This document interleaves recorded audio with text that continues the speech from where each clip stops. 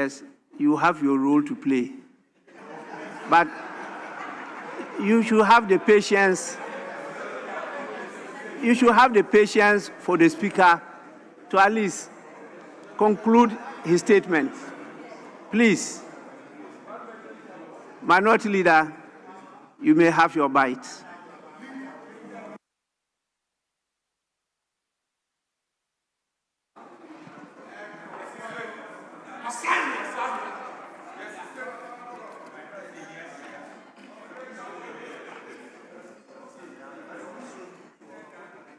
Speaker, with respect, let me thank you for this treasured space to deliver an opening statement for and on behalf of my colleagues. Speaker and colleague members of Parliament, it is my distinct honor and high privilege to deliver this statement on behalf of my caucus.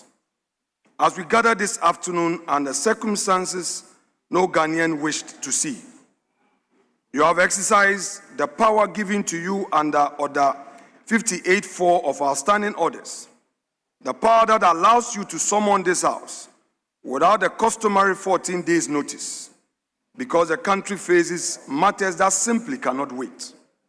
Mr. Speaker, we thank you for that judgment.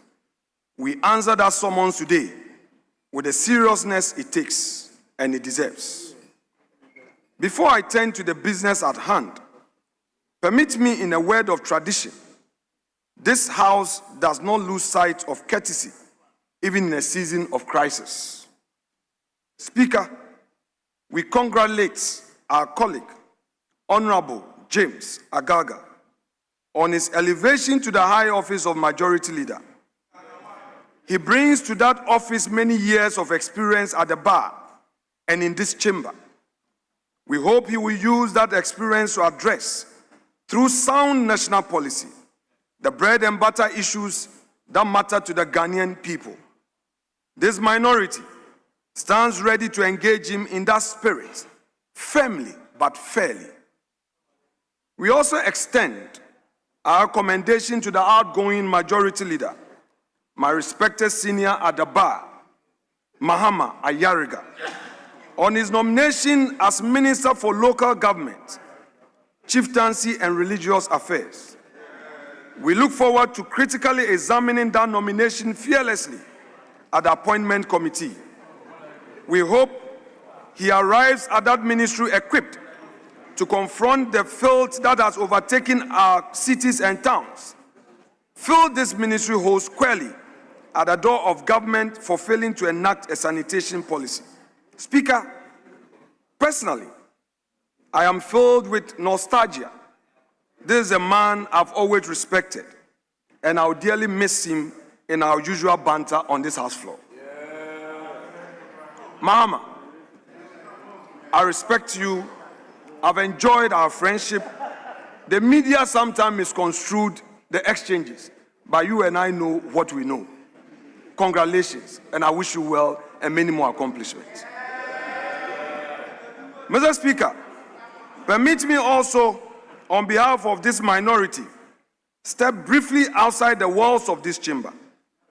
On the 15th and 16th of August, our party, the New Patriotic Party, conducted regional executive elections across all 16 regions of this country.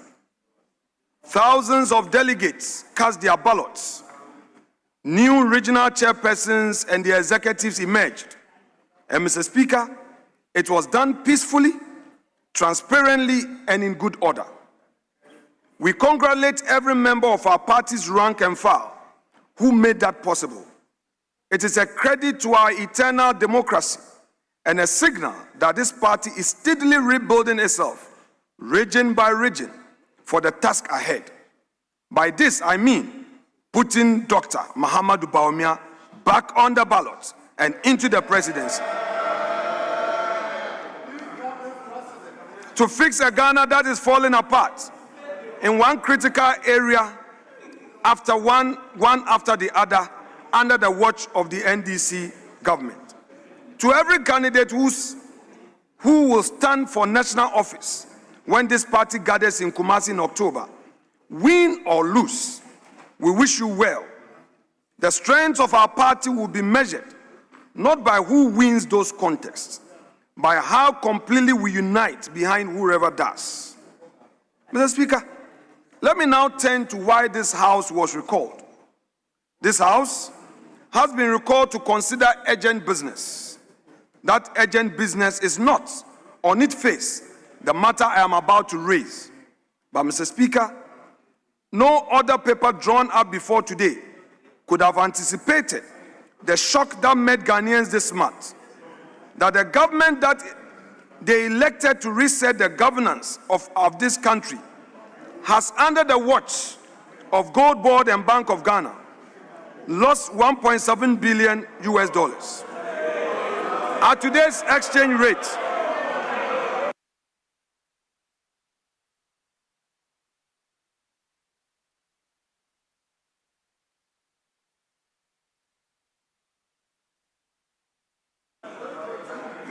today's exchange rate, that is 22 billion cedis gone from a program that was meant to protect our gold, strengthen our cedi, and support our economy.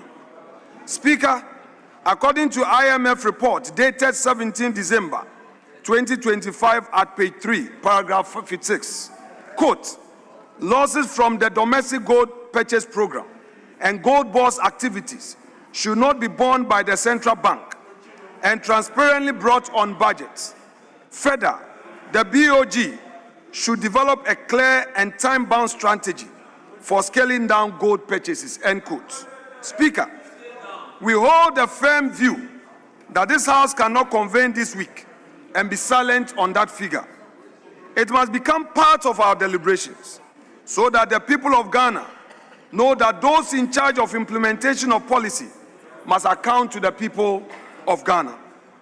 In keeping with that conviction and in line with the relevant provisions of our standing orders, on the 20th of August 2026, we, the minority, filed through the proper process a motion demanding the establishment of an ad hoc committee under Order 2621A to investigate the loss in full.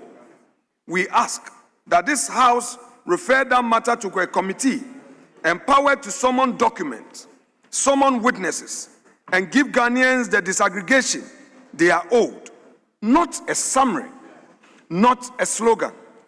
A full account of how much of that $1.7 billion was lost to foreign exchange movement, how much was lost in the prices at which gold was bought and sold, and what judgment, if any, guided the officials who made those decisions. Speaker and colleagues, this matters beyond the number itself. When the Bank of Ghana's own capital is eroded by losses of this size, it is a taxpayer who is called upon to recapitalize. Your cedi, my cedi, every Ghanaian cedi, called upon to rebuild an institution brought low by the decisions the public bears the cost of. That is not a technical matter for economists alone. That is a matter of urgent public importance for this House, under Order 114 of our standing orders, and we, the minority, shall treat it as such. Speaker, we make this point in a context that makes the loss even harder to accept. As we speak, Ghanaians in mining communities across this country continue to suffer kidney failure, lung failure, and other grave conditions at alarming rates because of the extensive pollution that illegal mining has visited upon our water bodies and our air. This has become nothing short of a widespread epidemic, one this government appears to have neither the clue nor the courage to confront.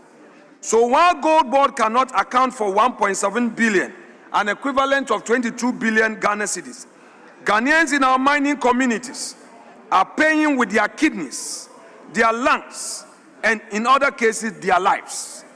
This House owes them an answer too.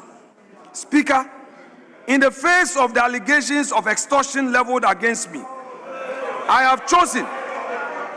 have chosen to take high moral ground by submitting myself to the processes of the law.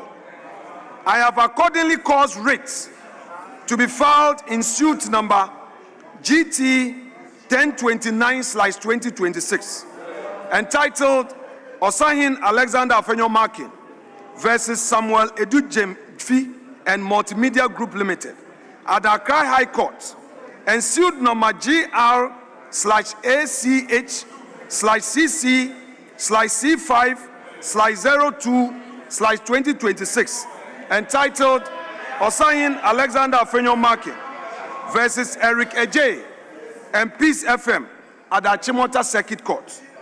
I have every confidence that in the fullness of time, the court will make the appropriate determination on these matters. Mr. Speaker, I also await with bated breath that the man or the men who made the allegation will have the courage to report the matter to the police or the OSP or any investigating agency in this country. And I expect that if they muster the courage to report that I have extorted from them and I am invited, I shall submit myself to every investigation so that eventually my name is cleared. Mr. Speaker, there is a limit to political discourse.